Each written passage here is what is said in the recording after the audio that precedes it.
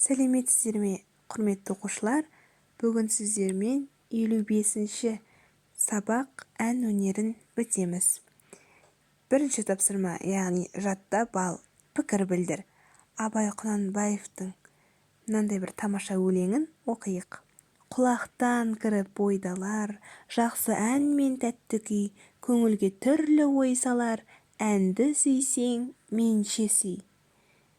Яғни, осы өлең арқылы біз бүгінгі тақырыбымыз ән туралы екенін түсінген болармыз, иә? Екінші тапсырмаға зер салайық, мәтінді тыңда. Аққұс туралы аңыз.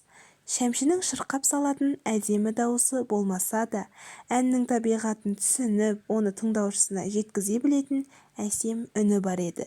Оның дауысы кейде қырылдай шығып, биіктей алмаса да, тыңдар құлақты еріксіз елітіп, қай жүректі болмасын баурап әкететін. Саған қай қасиет бұрындарыды? Ән салу ма, әлде ән шығару ма? Деп сұрағанымда, Шәмші сәл ойланып, Бетховен тас керең болса да, ғажап музыка жазған.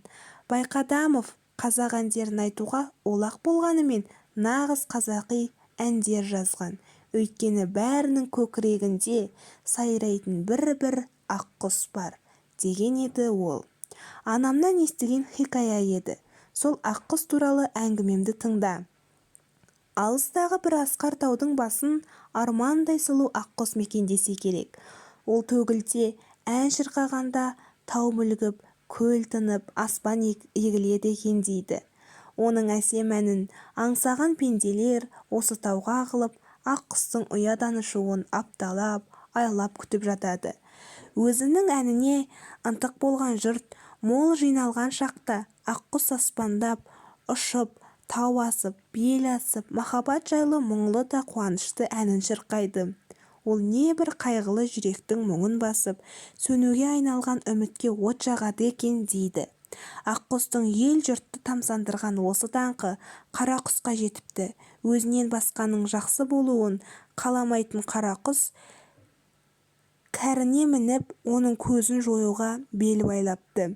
Аққұстың аңғырт бейбіт шағын аңдыған ол бір күні шап беріп ұстай алып, қанды тырнағымен бүріп өлтіруге айналады. Ақтық шағы тақалғанына көзі жеткен аққұс ең болмаса бір ән айтып өлейін деп жалынған екен дейді. Қара құс сәл ойланып, бір әнде тұрған не бар дейсің, айтсаң айт, деп рұқсат береді. Аққұс екі иығынан ауыр дем алып, биік аспанға мұңая көз салып, бұл дүниеде бұрын соңды ешкім естімеген бір әнді шырқай жөнеледі. Бұл әнді естігенде азынаған жел де тына қалады. Қаратаудың көкірегі қарс айырылып, аһ ұрады. Өзен ағысын тоқтатады. Ағаштар жапырағын жайып, қайғыға оранады. Бар дүниені түн басады. Бұл не боп қалды? Деп қарақұс жан-жағына қараса, өзі де егіліп, еңкілдеп жылап отыр екен дейді. Бар, ұш, сен азатсың, деп айқай салыпты ол аққұсқа. Бірақ ендігәрі тырнағыма іліксең, ән айтқызбай өлтіруге ант етемін.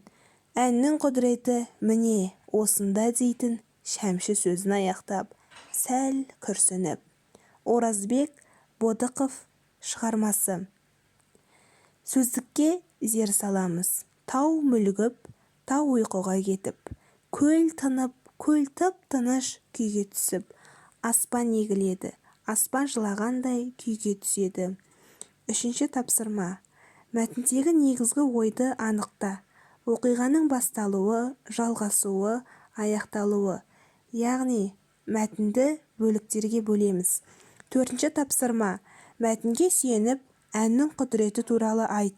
Алдында оқығаныңмен салыстыр. Балалар, біз алдыңғы тақырыпта күйдің құдіреті жайлы оқыған болатынбыз. Яғни, әннің құдіреті мен күйдің құдіретінің өзіндік ерекшеліктері мен ұқсастығын кестеге түсіріп жазыңыздар. Бесінші тапсырма. Мәтіндегі өнер адамдары туралы берілген мәліметтерді түсініп, оқы және өз бетіңше толықтыр. Людвиг ван Бетховен, немістің ұлы композиторы әрі дирижері. Бақытжан Байқадамов, композитор әрі дирижер. қазақ мемлекеттік хор капелласы Бақытжан Байқадамовтың есімімен аталады. Шәмші Қалдаяқов қазақтың халық композиторы, қазақтың музыка өнерінде оның орны ерекше.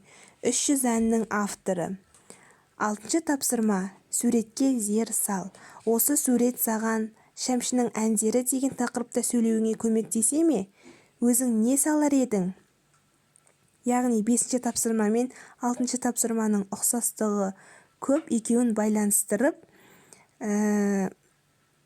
суретпен мәліметті толықтыруға болады.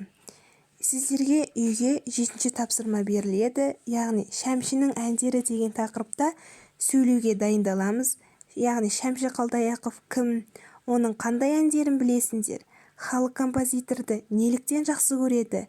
Яғни ең соңғы сөйлемдеріңізді Шәмшінің әндері мәңгі жасайды. Әнші де туған елінде құс сияқты қалықтап биікке ұша береді деген пафоспен аяқта, яғни осы берілген сөйлеммен өз ойларыңызды қорытындылайсыздар. Назар салғандарыңызға рахмет. Сау болыңыздар.